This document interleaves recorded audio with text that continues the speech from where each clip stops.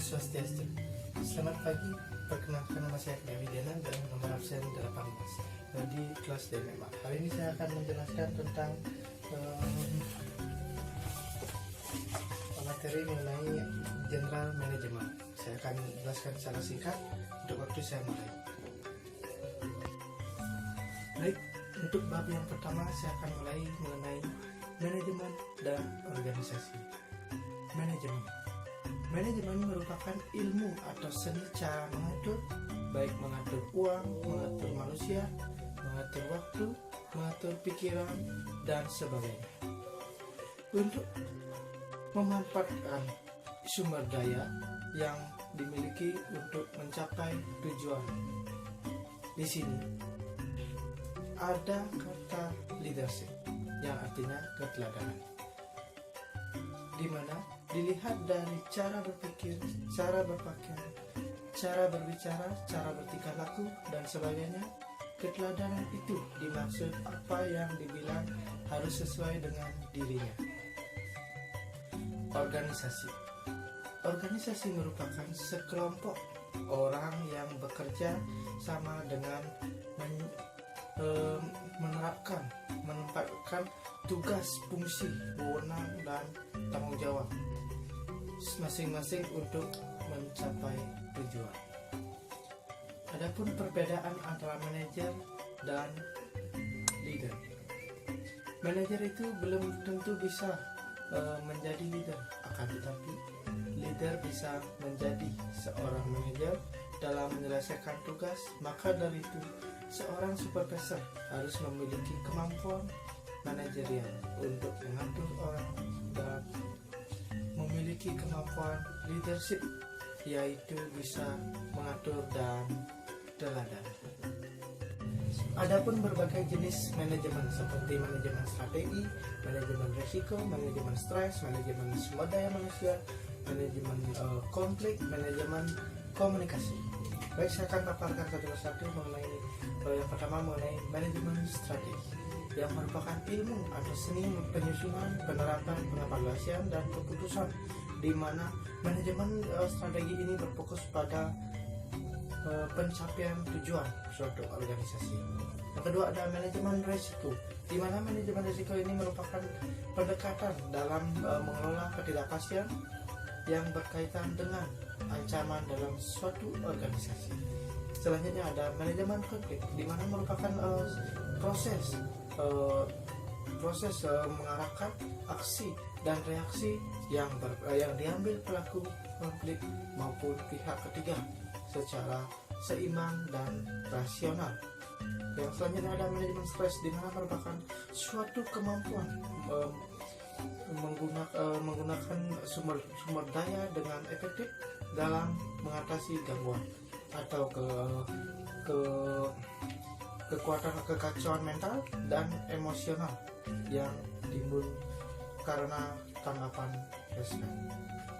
Yang selanjutnya ada manajemen sumber daya manusia, di mana manajemen sumber daya manusia ini merupakan suatu proses menangani berbagai masalah pada ruang lingkup karyawan, pegawai, buruh, manajer, dan semua tenaga kerja yang wewenang seluruh aktivitas yang menopang seluruh aktivitas dari organisasi. Misalnya ada manajemen komunikasi, di mana merupakan proses timbal balik untuk membujuk dan memberikan permintaan suatu informasi kepada orang lain. Adapun 3 jenis terpenting dalam manajemen komunikasi, yaitu ada komunikasi vertikal, horizontal, dan eksternal. Yang vertikal ini biasanya dari antara staf dengan atasan, antara karyawan dengan manajer, supervisor, atau sebagainya.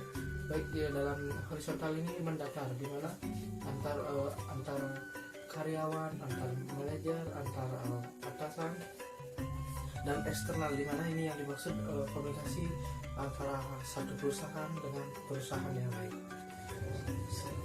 Selanjutnya mengenai fungsi manajemen, di mana fungsi manajemen ini ada 5, dari planning, organizing, accounting, controlling, dan solution atau reporting yang biasanya dikenal dengan POS.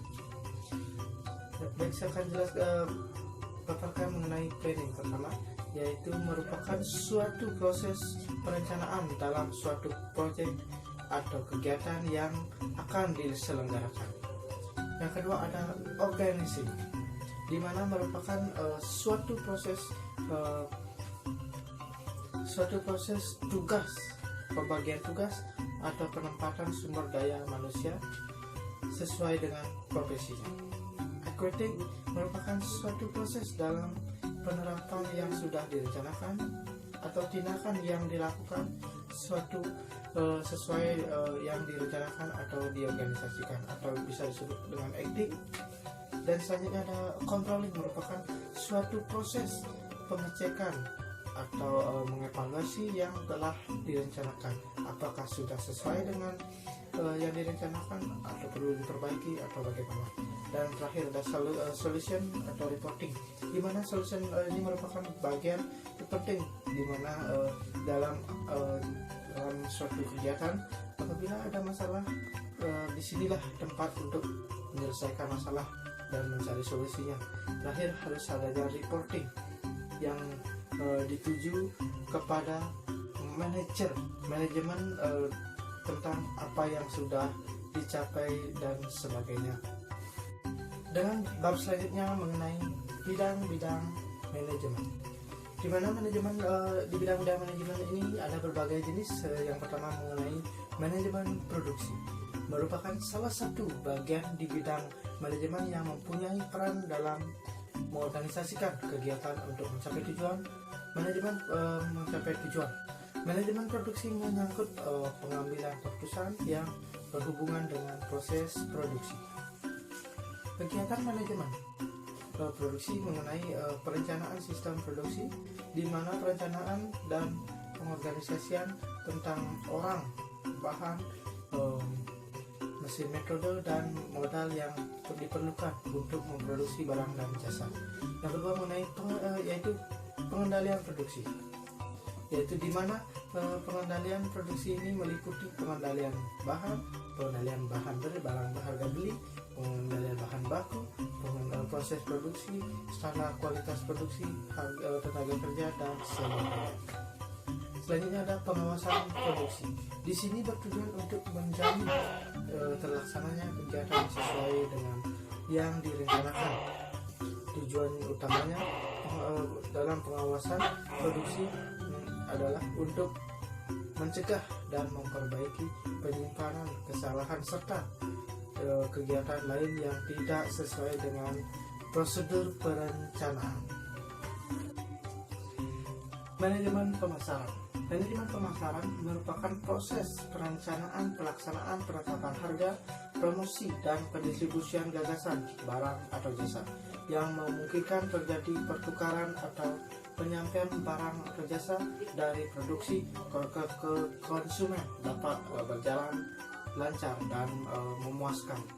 Manajemen pemasaran bertujuan untuk meningkatkan jumlah penjualan produk yang dihasilkan. Pada manajemen pemasaran terdapat istilah baruan pemasaran bauran, yaitu marketing mix yang meliputi 4P,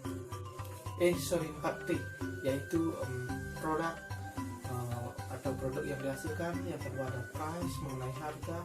Yang ketiga ada place, mengenai distribusi, di mana tempatnya penjualan, dan promotion, pada promosi. Selanjutnya ada manajemen keuangan. Manajemen keuangan merupakan suatu barang. Manajemen keuangan itu merupakan suatu bidang manajemen yang berfokus terhadap pengelolaan dana. Perusahaan memperoleh penggunaan data yang dilakukan secara efektif dan efisien guna meningkatkan dan memaksimalkan laba perusahaan. Adapun fungsi dari manajemen keuangan ada 3, yaitu investment decision mengenai pembelanjaan aktif, ada financial decision mengenai pembelanjaan pasif, Dan terakhir dividend decision, yaitu merupakan keputusan mengenai dividend. Yang keempat ada manajemen sumber daya manusia. Di sini dibutuhkan untuk mengatur, merencanakan, memimpin serta mengendalikan manusia agar dapat bekerja dengan baik untuk mencapai tujuan. Yang selanjutnya ada manajemen akuntansi atau administrasi, di mana ini merupakan bagian manajemen yang berfokus pada pemberian informasi layanan dalam menetapkan garis kebijakan dan operasional sehari-hari. Selanjutnya ada teknis komunikasi dalam organisasi. Komunikasi adalah cara memberikan informasi kepada dua orang atau lebih dan menginformasikan isi atau pesan agar komunikan atau pendengar bisa understand atau mengerti apa yang disampaikan. Jika pendengar tidak paham apa yang disampaikan oleh komunikator,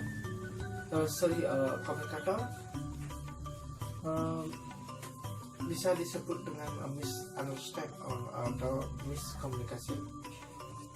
Adapun metode komunikasi yang efektif dalam suatu organisasi, yang pertama ada pemahaman, kesenangan, mempengaruhi sikap, memperbaiki hubungan, dan tindakan. Selanjutnya ada fungsi komunikasi, yaitu informatif, regulatif, persuasif, dan integratif. Selanjutnya ada pengambilan keputusan dalam suatu organisasi. Dalam teknis pengambilan keputusan yang efektif itu ada berbagai jenis, yaitu pengambilan keputusan berdasarkan intuisi yang merupakan perasaan lebih bermanfaat, lebih bersifat subjektif, yaitu mudah terkena sugesti, berpengaruh ke faktor luar atau faktor kejiwaan atau lainnya. Yang kedua ada pengambilan keputusan secara rasional, di mana keputusan yang dibuat berdasarkan pertimbangan rasional lebih bersifat objektif. Yang selanjutnya ada pengambilan keputusan berdasarkan fakta. Dalam pengambilan keputusan didukung oleh sejumlah fakta atau data yang memadai. Pengambilan keputusan berdasarkan pengalaman, di mana pengambilan keputusan ini yang berupa dokumentasi pengalaman di mana di masa lampau pernah terjadi ataupun bagaimana. Yang selanjutnya ada pengambilan keputusan berdasarkan wewenang. Setiap orang yang menjadi pemimpin organisasi mempunyai tugas dan wewenang untuk mengambil keputusan dalam menjalankan kegiatan atau menjalankan tugasnya untuk tercapainya tujuan suatu organisasi. Baik, sekian yang dapat saya sampaikan pada hari ini. Mohon maaf apabila ada kesalahan kata ataupun pengucapan yang telah disampaikan baik sengaja ataupun tidak sengaja. Terima kasih telah memperhatikan apa yang telah disampaikan dari awal sampai akhir, dan terima kasih. Om Santi Santi Sakti Om.